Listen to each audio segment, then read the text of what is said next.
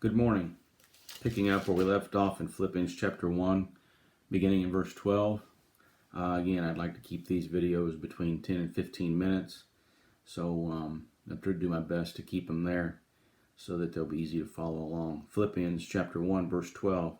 But I would ye should understand, brethren, that the things which happened unto me have fallen out rather unto the furtherance of the gospel, so that my bonds in Christ are manifest in all the palace and in all other places. And many of the brethren in the Lord, waxing confident by my bonds, are much more bold to speak the word without fear. Some indeed preach Christ, even of envy and strife, and some also of good will. The one preach Christ of contention, not sincerely, supposing to add affliction to my bonds. But the other of love, knowing that I am set for the defense of the gospel. What then, notwithstanding every way, whether in pretense or in truth, Christ is preached, and I therein do rejoice, yea, I will rejoice. For I know that this shall turn to my salvation through your prayer and the supply of the Spirit of Christ, according to my earnest expectation and my hope that in nothing I shall be ashamed, but that with all boldness, as always, so now also Christ shall be magnified in my body, whether it be by life or by death. If you remember, so Paul's writing this from prison, and if you can remember from Acts chapter 16, Paul was in prison in Philippi some 10 years prior. He was in there overnight. If you remember the story, how him and Silas sang praises at night, the earthquake came, and Paul and Silas were let free. And so that event is still, I'm sure these people that went to this church at Philippi knew that story and knew about Paul being in prison in their city. And now that Paul is in prison here, it just is a reminder of Paul being in prison in their city. But it says there in verse 12, the things which happened unto me have fallen out rather into the furtherance of the gospel. I'm reminded of Genesis 50:20, where Joseph tells his brethren, you meant it for evil, but God meant it for good. And so the story there in Genesis 50 where Joseph is sold to the Egyptians, or he ends up in Egypt, and how that situation, even though his brothers meant it for evil, God turned it into good to sustain Joseph or Jacob and his family and his brothers, and of course all that we can read about in Genesis and in following. But just like here, Paul being in prison, Paul says that it was for the furtherance of the gospel. And as you see there in verse 13, because Paul was in prison, he was able to share the gospel even with those that were working in the palace, or where he was at in this prison, or this guarded residence where he was at. And so Paul takes joy and rejoices in the fact that, yes, I may be in prison, but the gospel can be furthered even here.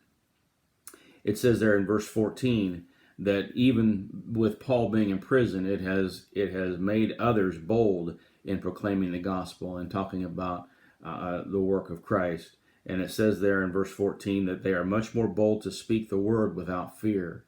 So Paul's imprisonment even caused others to not fear being imprisoned.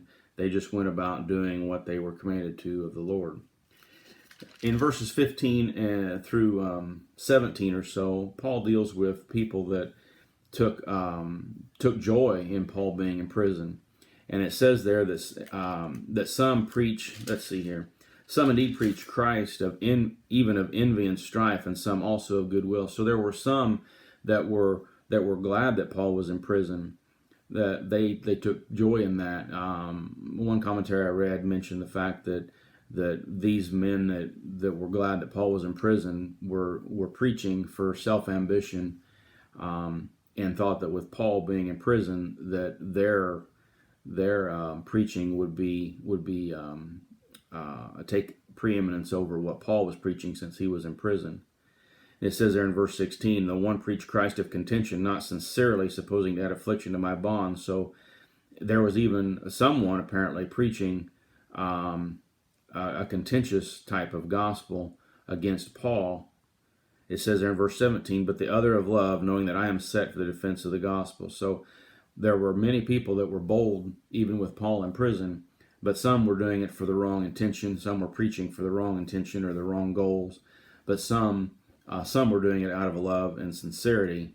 But it says there in verse 18, notice this, what then, notwithstanding every way, whether in pretense or in truth, Christ is preached, and therein do I rejoice, and yea, will I rejoice. And so Paul took joy in knowing that regardless of their motives, they were preaching a true gospel.